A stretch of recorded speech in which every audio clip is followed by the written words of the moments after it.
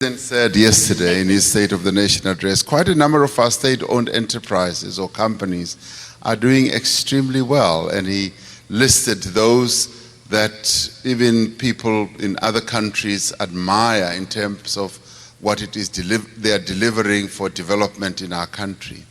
Yes, what we are looking at in the interministerial committee that the President set up are a number of issues. Their performance, the performance at a financial level, at an operational level, at a commercial level. We're also looking at the governance, the corporate governance practices that are being played out in some of those state-owned enterprises. So we're looking at a plethora of issues.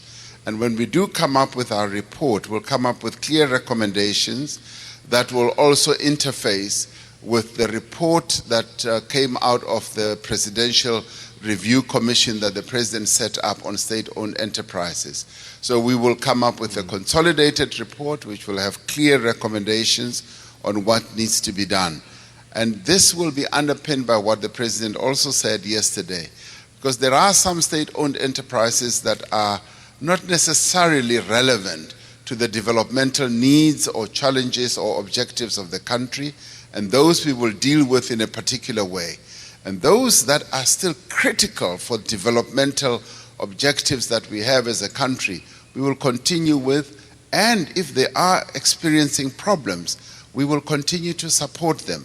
The ultimate objective, of course, is that every state-owned enterprise, one, must be well-governed, it must operate commercially in a viable way, it must make profits and pay dividends. That is what we want them to live for, but also foster development for our people as a whole. So you're not going to be afraid to change personalities and people in these institutions if you need to? No, there are no holy cows. Okay. We will not be afraid to change people or personalities or boards or even processes if need be. That we will do. We are a government that is committed to doing the right thing. And under the leadership of the President, we will act, and we will act correctly. All right, just before you sit down, and just to get your comment, I've asked the President about this as well, but this family has become more famous than Michael Jackson, it seems. The Guptas. And I'm just wondering, government's view on this family, their influence or no influence.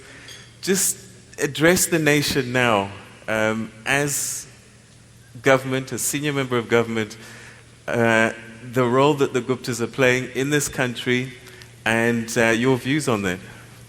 Well, the President addressed this issue when you actually asked it the last time yourself.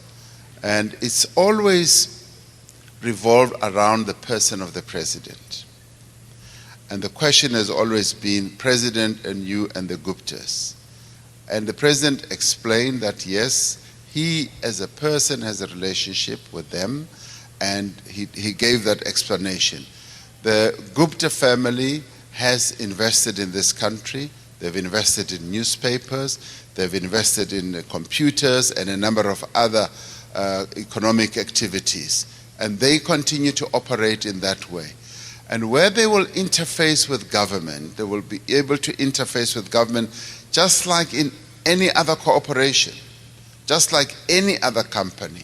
And that is how they need to be analyzed, they need to be examined in terms of whether they meet all the requirements that any company in the country will need to meet, whether it comes to any contract, whether it comes to any tender, whether it comes to anything. And that is the type of relationship we expect any company to have with government.